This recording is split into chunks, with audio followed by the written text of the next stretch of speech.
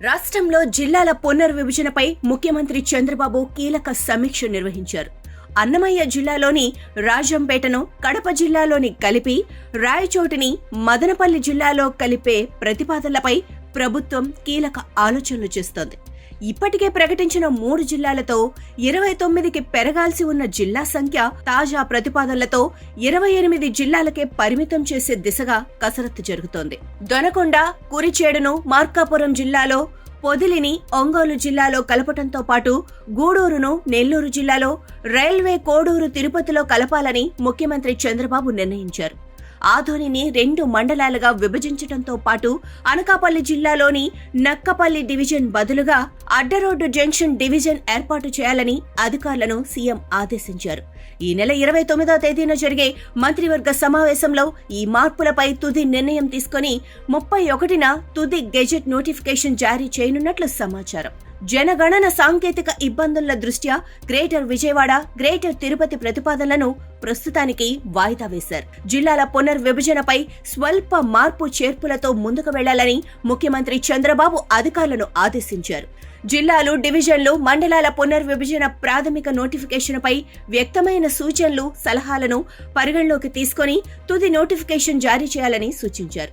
గత నెల 27న జిల్లాల పునర్విభజనపై రాష్ట్ర ప్రభుత్వం ప్రాథమిక నోటిఫికేషన్ జారీ చేసింది. కొత్తగా 3 జిల్లాలు, 5 రెవెన్యూ డివిజన్ల ఏర్పాటుతో సహా వివిధ మార్పులపై నోటిఫికేషన్ విడుదల కాగా, దీనిపై నెల రోజుల పాటు ప్రభుత్వం అభ్యంతరాలను స్వీకరించింది. రాష్ట్ర వ్యాప్తంగా మొత్తం 927 అభ్యంతరాలు, సూచనలు రాగా, వాటిపై క్యాంపు కార్యాలయంలో మంత్రులు అనగాని, అనిత, నారాయణలతో పాటు ఉన్నతాధికారులతో ముఖ్యమంత్రి కీలక సమీక్ష నిర్వహించారు.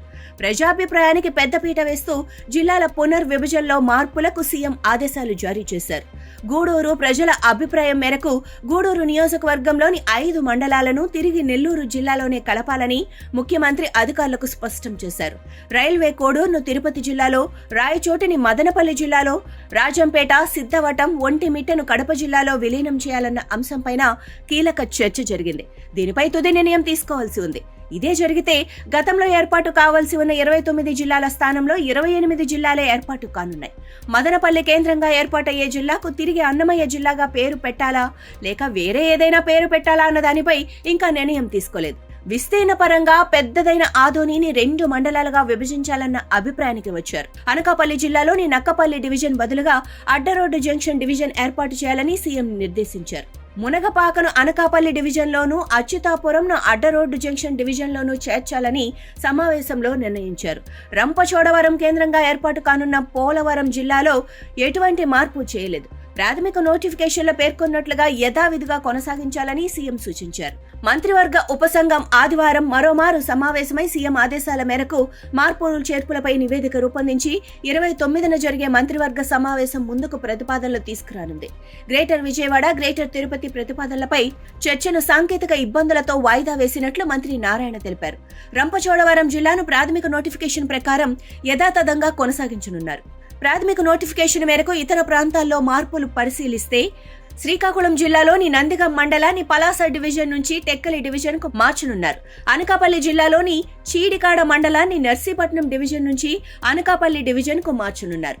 కాకినాడ జిల్లాలోని సామర్లకోట మండలాన్ని కాకినాడ డివిజన్ నుంచి పెద్దాపురం డివిజన్ కు, అద్దంకి రెవెన్యూ డివిజన్ లోని అద్దంకి, బల్లికురవ, సంతనూగులూరు, జే పంగులూరు, కొరిసపాడును ప్రకాశం జిల్లాలోకి మార్పు చేశారు.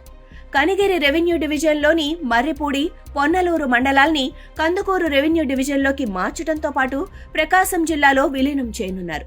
కందుకూరు డివిజన్లోని 5 మండలాలను ప్రకాశం జిల్లాకు మార్చడంతో పాటు కందుకూరు డివిజన్లోని మిగిలిన 2 మండలాలు అయిన వరికుంటపాడు, కొండాపురం మండలాలను కావలి డివిజన్లోకి మార్పులు ప్రతిపాదించారు. పలమనేరు డివిజన్లోని బంగారుపాలెం మండలాన్ని చిత్తూరు డివిజన్కు, చిత్తూరు జిల్లా పలమనేరు రెవెన్యూ డివిజన్లోని చౌడేపల్లి, పుంగనూరును మదనపల్లి రెవెన్యూ డివిజన్కు మార్చనున్నారు. చిత్తూరు జిల్లా పలమనేరు రెవెన్యూ డివిజన్లోని నదుం, సోమల్ను మదనపల్లి జిల్లాలోని పీలేరు రెవెన్యూ డివిజన్కు మార్చనున్నారు. శ్రీ సత్యసాయి జిల్లాలో కొత్తగా మడకసిర రెవెన్యూ డివిజన్ ఏర్పాటు కానుంది.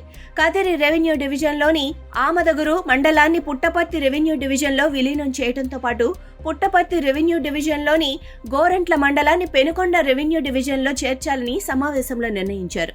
ప్రాథమిక నోటిఫికేషన్లో ఉన్న ఈ ప్రాంతాల్లో ఎలాంటి మార్పు ఉండదు. మార్పులు చేర్పుల తర్వాత ఈ డిసెంబర్ 31న తుది నోటిఫికేషన్ ప్రభుత్వం విడుదల చేయనుంది. కేంద్ర ప్రభుత్వం చేపట్టిన జనాభా సర్వే పూర్తయిన తర్వాత గ్రేటర్ విజయవాడ, గ్రేటర్ తిరుపతి ఏర్పాటు ప్రతిపాదనలపై ప్రభుత్వం ముందుకెళ్లనుంది.